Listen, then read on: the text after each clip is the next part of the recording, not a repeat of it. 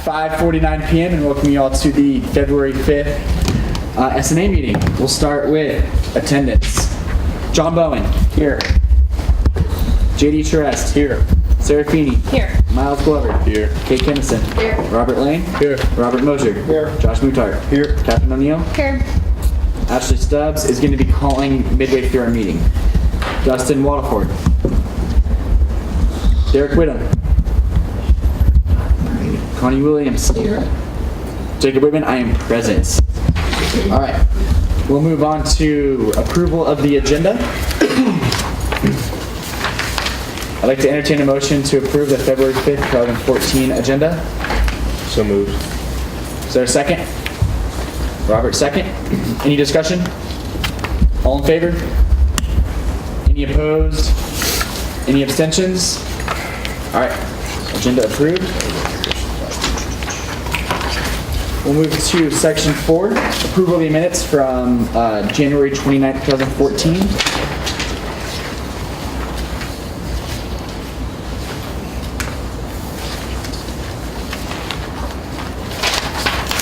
I would like to entertain a motion to approve the minutes from January 29th, 2014. Rob? So moved. Is there a second? Josh? Second. Any discussion? All in favor? Any opposed? Any abstentions? All right, minutes approved. Move on to section 5, reports. I have nothing to report this week except for Go Seahawks. It's pretty fantastic of them. Other than that, nothing. And I don't have advisors here today, so they have nothing to report. So we'll move to section 6, public comment. Is there any public comment at this time? Rich? So just to speak on behalf of the advisors, we did receive a public records request regarding information that any discussions at the university regarding the rugby program, and since we've been having presentations here, we did again just make sure that our minutes were submitted as part of the public record. So again, that's the conversation that we have about when we take notes or any of those types of things, that we have to remember to turn those in as we would have to submit those. So but again, just as a report, we did provide those minutes and those conversation pieces that we've had at our last meetings. All right, thanks for that, Rich. Is there any further public comment at this time? Seeing none, we'll move on to section 7, old business. And we have Manastash here to present their annual report, I believe, over here. Okay, there you go. Joe Johnson from, I'm the instructor for Manastash last year, and I guess this year as well. I brought some copies of last year's. Pass those around. I hope I have them. If not, I have one old copy from 2007. Kathy Whitcomb is the program manager, and she asked me to come here. She wasn't able to come and talk about the production of the magazine and how it goes into that. I don't really work on the business side of things. I just work more on the classroom side. The edition you have there is last year's edition, and I have a 2007 edition, so at least to get a sense of some of the growth that we've had here. But the Manastash is a journal that, in a report Kathy wrote for over 40 years, it's existed in a kind of journal fixed form. We're working on volume 24 this year. So for the first 16 years, it was kind of dittos and handouts, and so it's our approximation. What it is we are open for submissions for all students at Central Washington University, graduate and undergraduate, and here at Ellenburg and at the Extension campuses as well. Several of our submissions last year came from satellite Westside campuses, and we had a few stories, including one author, or one poet, Alexander Hughes, who we all fell in love with, and none of us could ever find it. We've got, I think, 4 of his poems made into the publication. His mom wrote to us. So Manastash is designed to be a kind of a showcase for student literary efforts, primarily in poetry. Last year we did a promotion, or kind of a push more to include visual arts as well. And we have an 8-page color center spread that we added last year, which I think is the first time we've ever done that, and intend to do that as well this year. I think about 25% of our submissions for this current edition are actually visual arts. And we made an appeal to the art department to include stuff, and talk with Glenn fought in the design department to try and encourage design students to also submit to those. I don't know if there's anything from the report that you want to address specifically. Did you guys see the annual report? It has the budget information. I'm curious, what's the other fund receipt? What's the source of that? You know, honestly, I don't have any access to it. I don't have any access to the numbers on this. I'm just the instructor, but I don't know if I need help, like expenditures or, I don't know if there's a tuition aspect to it. Okay. Yes. Do you not get donations? Honestly, I don't Yeah. have any knowledge on the funding side of things. I think we could probably ask Sharon to help us. Sharon. Yeah. Okay. But I do think, if I recall, they do get some donations. That might. That's probably what it is then. Does the board have any questions about the Manassas program? Connie? Just one more. This is lovely. How do you distribute this? Who do you distribute it to? Distribution is not where I'd love it to be, but what we've done in the past is it's been handed out on Parents' Day. In previous years, it had actually been handed out in the bookstore. I don't think it went out the last few years in the bookstore. English department in some areas on campus, and then the dean, Mark Morgan, hands them out to prospective students and to visiting families. I think we print, I want to say 2,000 copies a year, and we usually are left with about 150 at the end of the year. Yes. Oh, So why do you not distribute in the bookstore anymore? sorry. Because they're free. Correct? Yeah, they are. I honestly, I'm really limited That's to. okay. No, No, that's fine, yeah. To the Yeah, person's. not a problem. Not a problem. You might just mention that you might call it, but that'd be great Yeah, place to distribute. I've mentioned it a few times now, so I'm hoping that we'll see better distribution because I think the work needs to be seen better. Okay. Any further questions from the board? I have a question. Okay. Do we display this at Source or any other? Last year we had, I know at least last year we had a source panel. I think we had about 20 people in attendance, including authors that were reading from their work, and we were able to distribute it at Source. We were fortunate last year with calendar work that we had it by Source. This year it's going to be pretty tight. We may not get the publication back until about the week after Source. Any further questions? All right, cool. Thank you. We appreciate it. All right. 1 second, guys. Ashley's going to call us, so we'll be back for a minute, I guess. Okay? No. Is that fine, Rich? You're the one reading the meeting. Got it? This one? Hey, Ashley. Hi, Jacob. Hey, how's it going? Good. Okay, cool. Thank you. You haven't missed much. Just the presentation from Manastash, and we're going to move on to supplemental funding requests, so you're actually just in time. Great, thank you. Okay. All right. Thanks for that report from Manastash. With that done, we'll move on to Section 8, supplemental funding requests. We do have 3 requests today. We'll start with request number 1408, National College Media Convention from the Observer is requesting $2,197. And we're going to give you 10 minutes. We'll give you till 6:05. So my name is Jamie Winter. I'm the photo editor of The Observer here. And I've been the editor since fall. I was the assistant editor last spring, and I worked last winter quarter on it, so I've been here for a full calendar year. What we are asking for today is to help fund us to go to a conference in San Diego that will help train our editors and some upcoming editors in the fields that the newspaper has to focus on in writing, reporting, layouts, designs, photos. Some of the things that we are hoping to learn from that is just to bring our newspaper to a new level so we can compete with, in our competitions that we do every year, that we can compete with some of the higher end colleges like at Emerald. We compete with them. They just dropped down to a weekly. So The Observer prints about 6,000 copies. It has the potential to reach about 13,000 people. So by investing in this trip for the 4 of us, we have the potential to raise the reputation of our paper by training everybody else when we come back on what we learned. Each person that goes is in a different section, and we'll be learning different parts of the stuff. I'm going for our photo team to learn some of the design things that go along with that. And We have someone going for the sports section and one of the editors going for the scene section as well.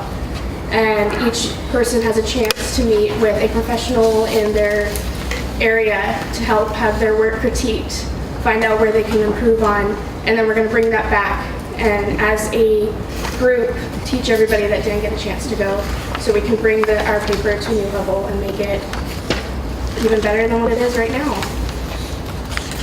And so we are asking for a little bit of money, but the students are planning to contribute $50 each.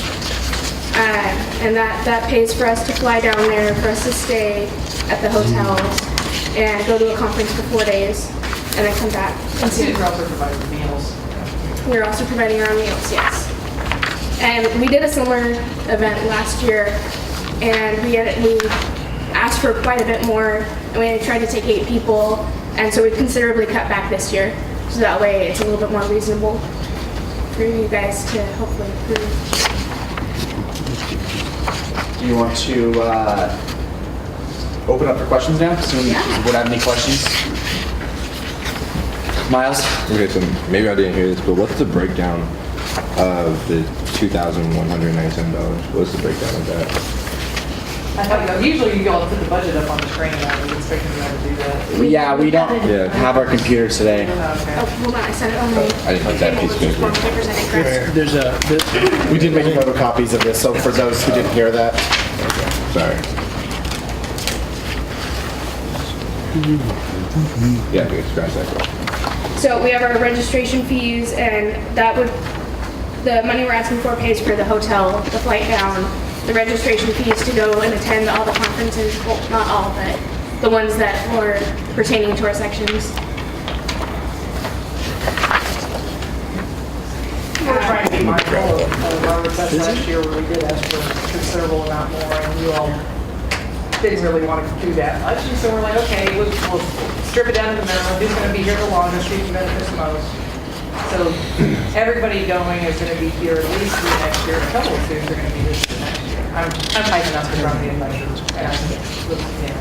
I'm a constant between the request community or You're Cynthia? Yeah. You're more welcome to come up here too if you'd like to see them. I'm fine, Okay. All right. Whatever. I can stand in the front of the room if you want me to. Okay. Jacob, question. Yeah, Ashley. Thanks for coming in today. It sounds like a great program. I'm interested about the Observer ad sales. You have $600 listed. Are those, is that projected revenue or money that you've already earned? We've already earned that. We had basically, our business manager we conducted a kind of an extra incentive campaign in the fall to say, these conferences are so valuable. And the groups that fund us always want to see how much we can contribute. So we wanted the Observer to be putting in, a good chunk of skin in the game. So we had an extra push on ad sales. We were able to make that much over and above what we needed to print the paper and distribute the paper. Because most of our ad sales do go to just the production and getting it out to free to students and all that. So that's what that's from. And then the students are contributing, the cash towards registration. Right. My hotel's not in, I don't have, I'm the advisor, but I'm not asking for, a hotel room. I'm not asking for meals. I'm, able to help get down there. That's pretty much it. Any further questions from the board? I had a question. Are any of the students who are going this year, have they been to previous conferences like this? No, this is a new batch. We really are trying to be conscientious of, people get one awesome shot, and it's a shot in the arm. Students come back so fired up, so their skills just take a big leap, and we will definitely be cascading it out to the rest of the staff from what people have learned. We'll have special sessions, and I'm like, come learn what we learned, and here's the handouts, and here's the presentation. But we're very mindful of not taking people more than once and taking people around next year for the payoff. Thank you. Any further questions? Josh? You said the paper competes in some kind of competition. Yeah. Could you elaborate more on what? So it is called ACP. Yeah, the people putting on this conference with Associated Collegiate Press, they have the most prestigious awards in the country. It's kind of the Pulitzer of college journalism and the pacemakers. We were finalists in 2011, 2012. We were the only paper of any size in the Northwest to be a finalist. SP, it's Society of Professional Journalists, has a big college contest in the spring. Idaho, Washington, Oregon, Alaska, Montana. We were third place all around last spring. So we're getting a good reputation. I think we do a great job of serving campus and telling students exactly what they need to know. But you know, it helps recruiting. It helps everything. It helps. This is, to me, these kind of investments. It helps not just those 4 students. The paper gets better. The campus. Yeah, the reputation of the campus is also along with our paper, especially if we go on a recruiting trip trying to recruit journalists. If we have an award-winning paper, we're more likely to attract more students than if we just have a paper. We're just putting out a better paper for students. Derek? So how many students are going? 4. Okay.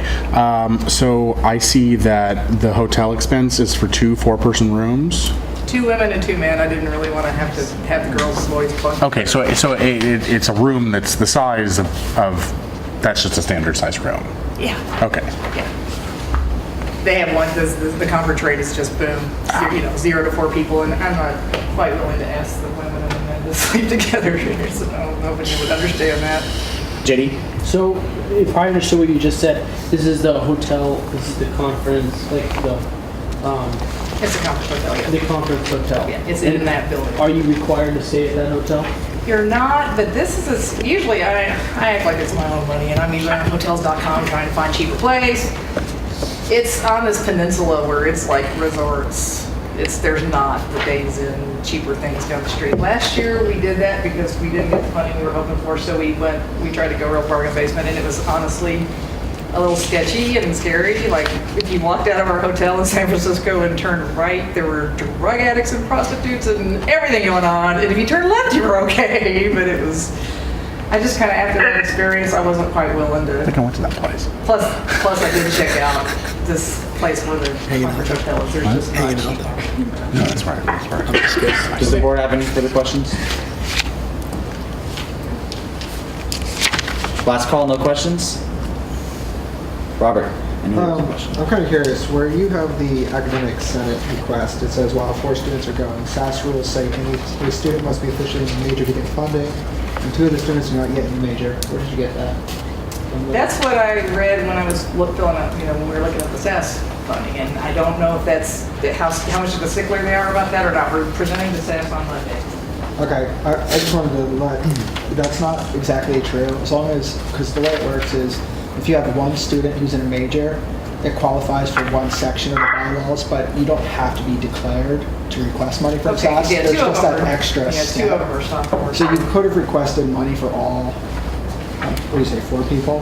All 4 people from SAS, but just for future Okay, reference. so we'll honestly, we'll do that with SAS, but No, I didn't want to play it safe because I saw that in the bylaws and I was like, Well, that's why I figured I'd ask, because I was just kind of curious if someone told you that or if, but I just wanted to. Well, when I mentioned it to Sharon, she indicated, oh yeah, that's smart to keep that in mind. Any further questions from the board? Okay. Thank you very much. We'll vote on this next week. Okay. Have a great evening, guys.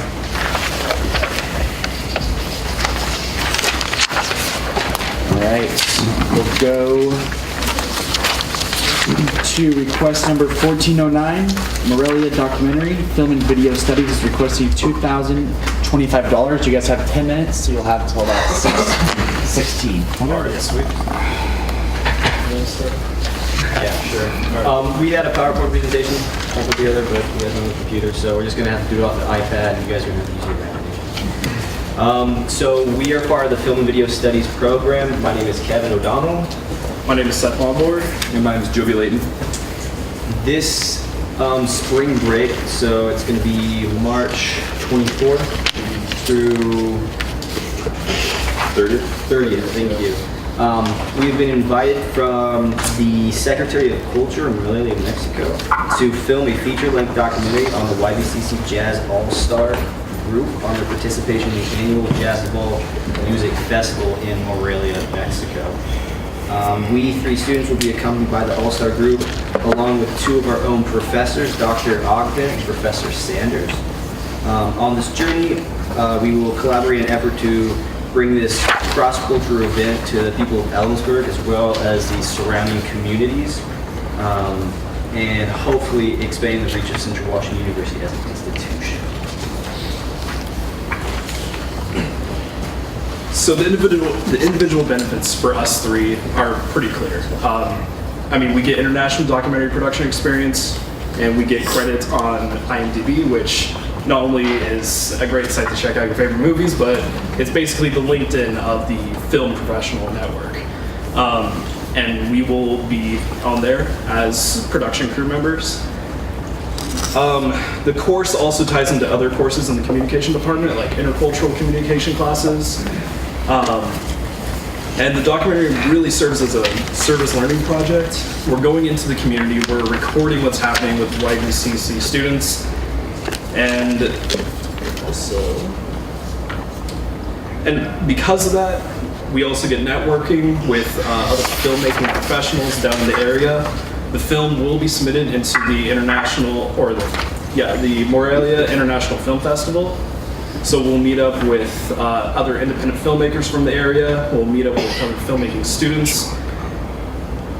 And not only are we serving our community here by kind of expanding our reach or scope, which we'll talk about later, but also I feel like our experience down there is serving the students from Morelia as well, because we'll be working with other film students down there, and by doing that, we'll be able to learn from each other, as well as do service of filming, documenting this International Jazz Festival for all of the students that participate, the performers, their parents, and anybody else who'd like to watch it to be involved with too.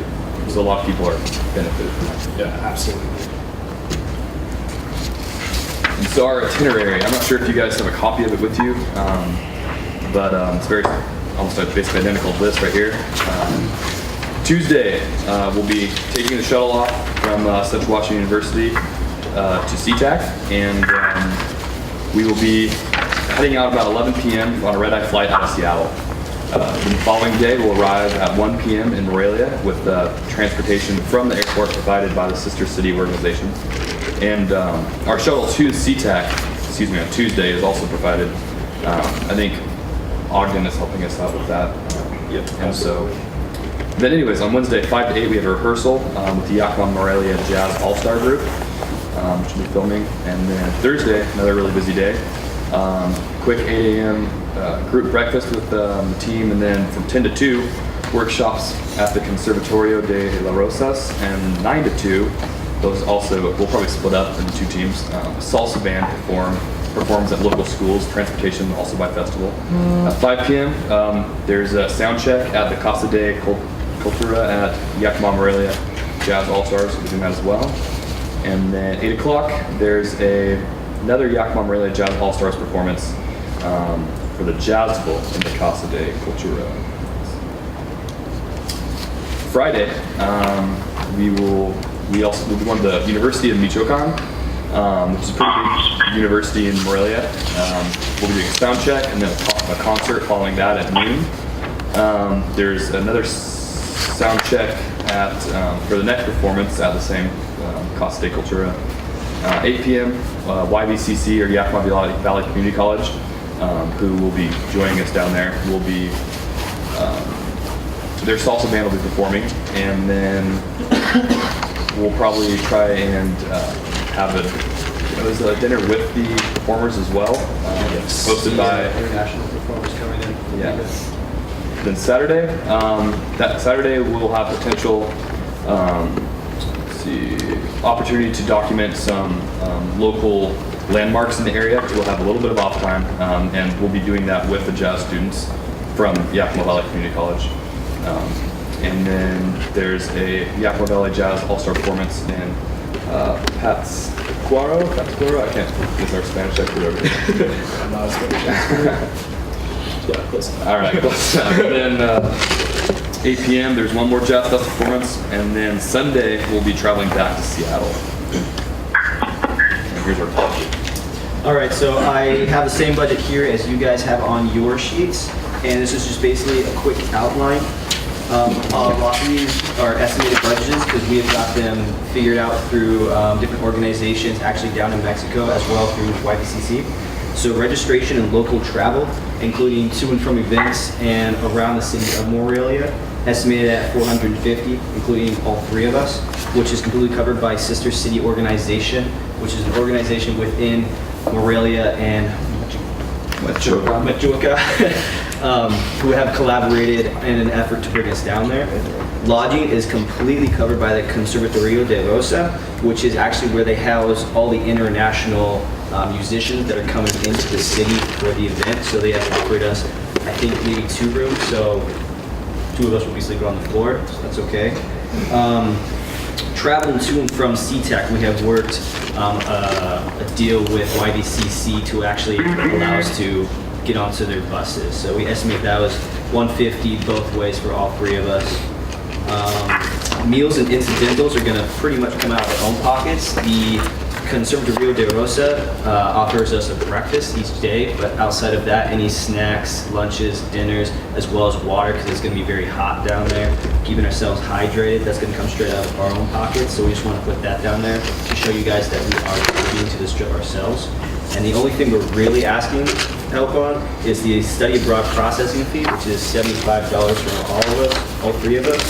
$225 total, and the international airfare, which comes to $1,800 total. So our total request is $2,025. Just a brief coverage of some other things.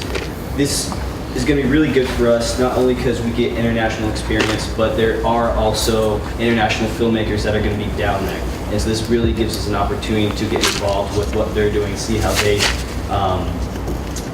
film the event as professionals, which is great for us. But also, this is a 2-part event. The first part happens down in Morelia, and then a lot of those international musicians actually come up to Yakima in May, and we're going to film that as well. And a part of that is we're going to combine them into one big project, and that's going to go on air here in Ellensburg. It's already going to go into Yakima. We're working on trying to get it into Wenatchee and possibly one other TV station in Seattle, as well as playing down at the International Film Festival in Morelia. So there's a lot of viewership going to be had by this. Sorry? Guess how about? I'll give you 2 more minutes. Yeah. Okay. So essentially, we'll be working in Mexico for about 4 days.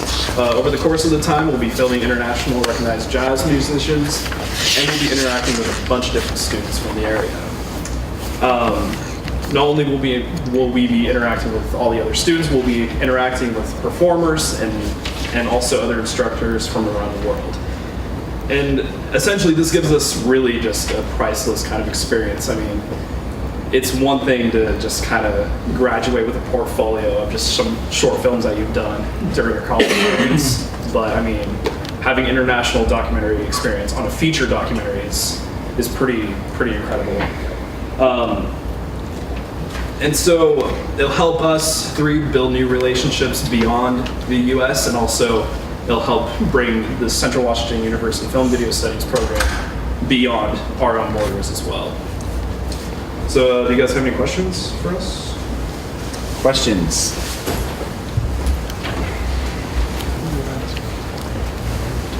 Sorry? I have a question about you're going to need a lot of equipment for this trip, I assume. So is All of the equipment comes from the our program right now. Our film video studies is we're all collaborating and bringing it down with us. Except for possibly sound and lighting will be provided by the University of, I can never pronounce it. Michoacan. Thank you. Any additional questions? No questions? All right. Thanks, guys. Appreciate it.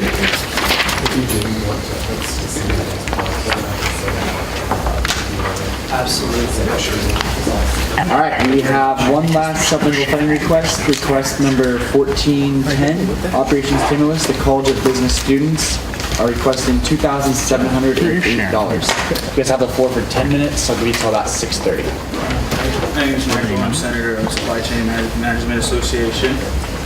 and my name is Deepak. I'm a faculty member in the College of Business, but I'm representing the students because as we speak, they are in the competition right now.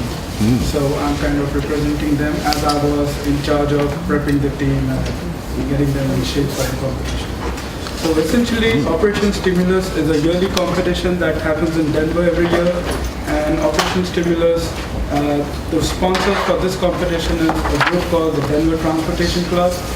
There are 17 schools that participate in this competition, and this year the competition is against University of UPenn, Arizona State, Michigan State University, the University of Manitoba, and University of Arkansas. So it's a bunch of logistics supply chain schools that are competing for this competition, and it happens every year. This is the 5th time that the Central Washington University is actually representing itself in this competition. In the past years, 2 years back, our team came in 3rd in this competition. It actually helped increase the awareness. Last year, our team came in with the 2nd highest points in the competition. They changed the structure a little bit, so the points were being counted. So we came in 2nd highest against the traditional big supply chain schools. And our team actually impressed the keynote speaker to such an extent last year that he actually mentioned Central Washington in his keynote address. So that was a nice, neat thing. So this year, 5 of our students from the College of Business have gone to this competition along with a faculty member. The faculty member is paying for his trip from his own funds. So the request for funding is essentially for the students itself. So the 3 male students and 2 female students. So all the 3 male students are going to be staying in the same room, and the 2 female students, they're going to be staying in a separate room all by themselves. A little bit more about the competition. The competition is essentially a 3-day affair. So on the first day, which happens to be tomorrow, they're going to be given a case. They've already been given a case study. They're going to be presenting their findings from the case, and then they're going to go through a couple of different panels, present their case findings. And after that's done, sometime in the evening, it's going to be a network night. So they're going to have an opportunity to interact with potential employees and employees that they're trying to bring to our university to kind of recruit students from the College of Business. Then tomorrow, the competition has something called a Houston case in the case study. So for example, the case is so last year the case was all about how do you distribute medicines in Nicaragua when there's an earthquake happening. So the twist last year was, along with the earthquake, now there's a volcano. So what do you do? So it enables the students to think out of the box and to think quick on their feet and to come up with solutions. And the panels that are judging the case are actually people who have given the case and represent the company that's facing the problem, along with several logistics providers. So they are the people who are actually judging the competition. So tomorrow, so on the 7th evening, they're also going to network with the industry folks, and they're going to have, and that's mandatory, so it's not like they can skip out on some of these meetings which are held after the competition is. And on 8th, it's kind of a fun thing where they're asked to go on all the ski trip and all that, but it's mandatory, so they have to go even if they don't want to. The idea being, how do you interact with your peers from other institutions, and how do you interact with industry folks that are going to recruit you into the future. So even though it looks like a fun trip, I can assure you that they're not going to be eating all the good stuff over there, because they're just going to have butterflies in their stomach. So the funding is essentially for this 3-day Operation Stimulus competition, and it includes the lodging, the hotel, and the airfare, and the registration fees. All the incidentals will be taken care of by themselves through the Supply Chain Management Institute, which is a center under the College of Business. So with that, I'm open to any questions. Does the board have any questions? Connie? I heard a lot in the presentation about how this is basically benefiting those that are attending through their interaction with companies, solving company problems, interacting with possible recruiters, etc. How is this benefiting the university as a whole?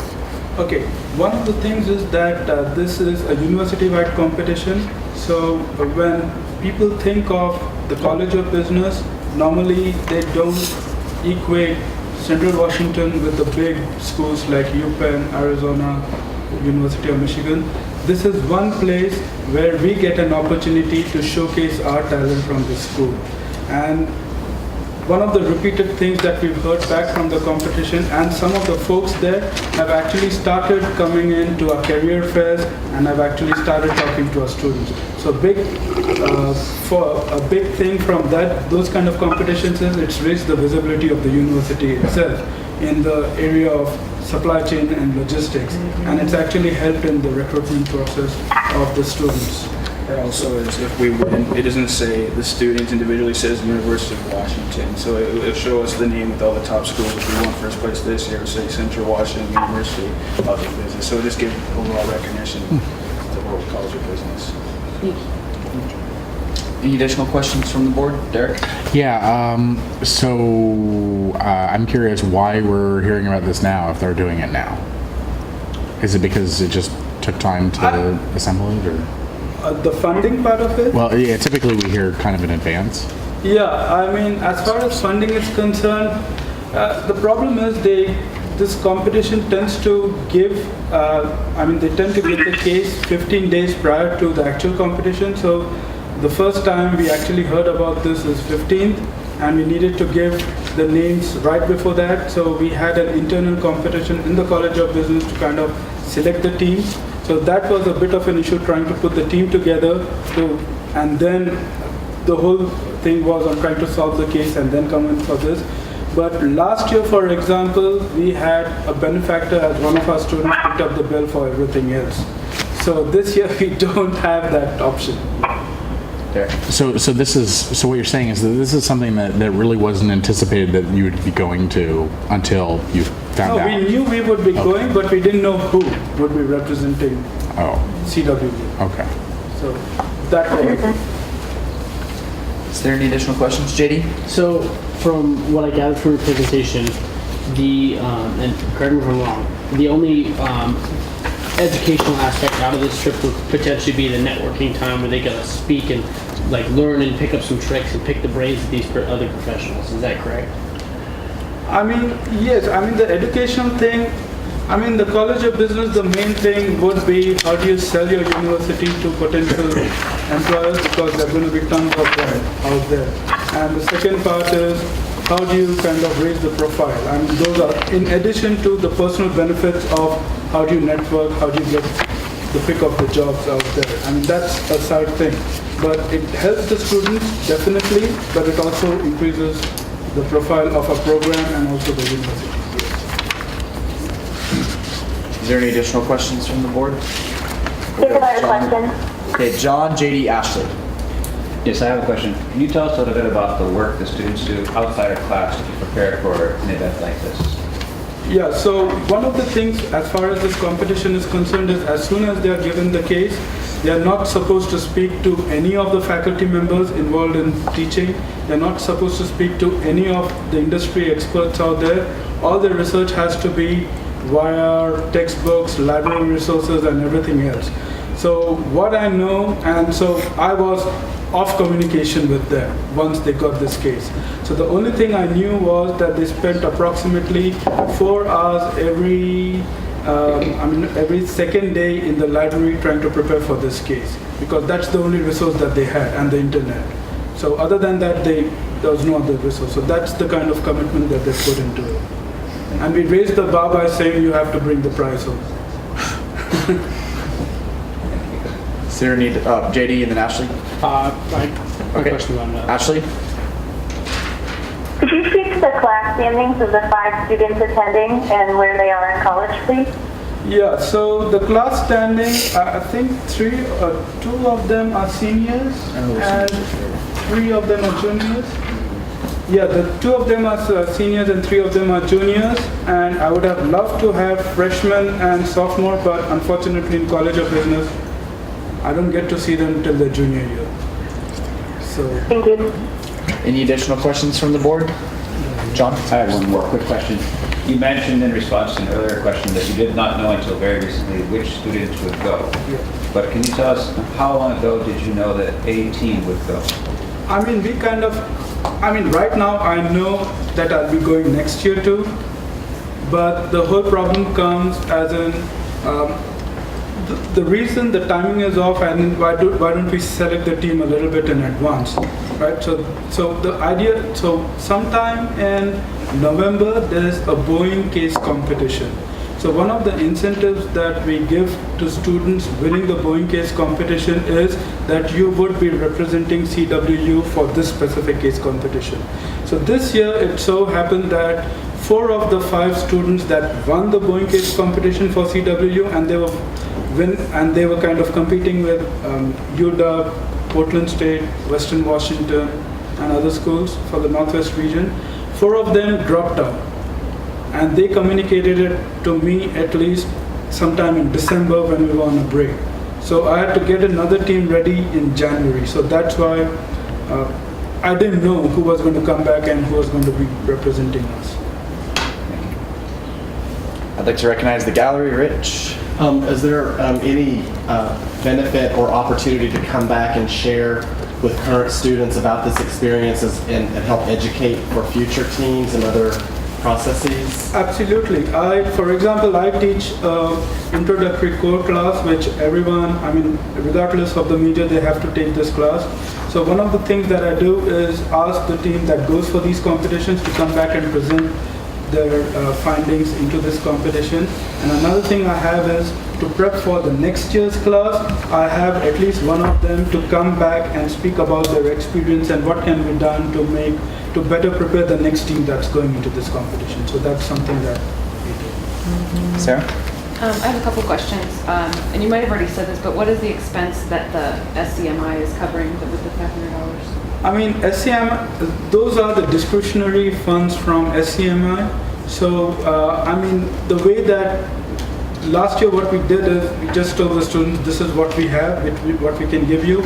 You find the rest of the money. So this year the students kind of, the $500 is pretty much, for this year, it's going to cover things which are over and above. So for example, they listed out, I think, $1,000 for $1,200 for airfare and $1,000 for hotel. But the whole thing, last when I saw the budget, it's actually more than what's been requested out here. The actual thing is going to come up much more than what's been requested out here.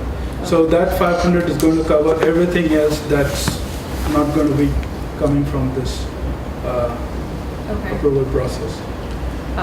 Because the total expenses was listed as 3,208, but the anticipated expenses add up to the amount that you're requesting. 27. So I just fill in another all the line item incidentals like eating and all that kind of thing. Okay. Can I go ahead with my second? Yeah, go ahead. I'm curious why you haven't requested funds from SAS, or are you planning on requesting funds from SAS? I'll have to ask the students because I got drafted in 3 days back when they said, we are flying out, you go and present. All right, thanks. But that's the same question that I asked them when I read this thing. And they said that something to do with paperwork, and then they didn't have enough time to fill it in on time. So SAS requirements require, Robert knows, 14 days or something? The way SAS works is we're in the process of changing our funding rules right now, so they're kind of near. But the way it currently works is you have to get your packet, and when you fill out your whole packet, because there's travel involved, they have to get a travel authorization form. So if you do it, I don't know if SAS has the online form up and running. I know you can kind of do it something like that, but that could take some time. I did get wind of this last Thursday at our SAS meeting, and I sent them the packet via email, so they would have had 1 day to fill it out, because we had our executive board meetings on Monday. But the way it works is once your packet is complete, it has to be completely filled out, which includes travel authorization, medical waivers, liability waivers, with 5 students going, so you need 5 of those. And then you have to have it in no less than 3 days. prior to an executive board meeting, so that would have been Wednesday. And they didn't meet until Thursday. Yeah. Okay, so that's why. Any additional questions from the board? Okay. Thank you. Thank you very much, guys. We'll vote on this next week. This guy's the same thing. Sarah stole my question. Move on to section 9, new business. Seeing that there is no new business, we move on to section 10, other business. Communications received. Seeing that I have no communications, we'll move on to section 11, public comment, second call. Is there any public comment? Seeing none, I'd like to entertain a motion to adjourn the meeting. So moved. So moved. Sorry, Ashley, Miles beat you to it. Yes. Is that a second from Connie? I'll second. All right, any discussion? All in favor? Any opposed? Any abstentions? Meeting adjourned. Thanks, guys. At 6:35 p.m. Discussion, I'd like to have a discussion of the poetry reading from the monastic.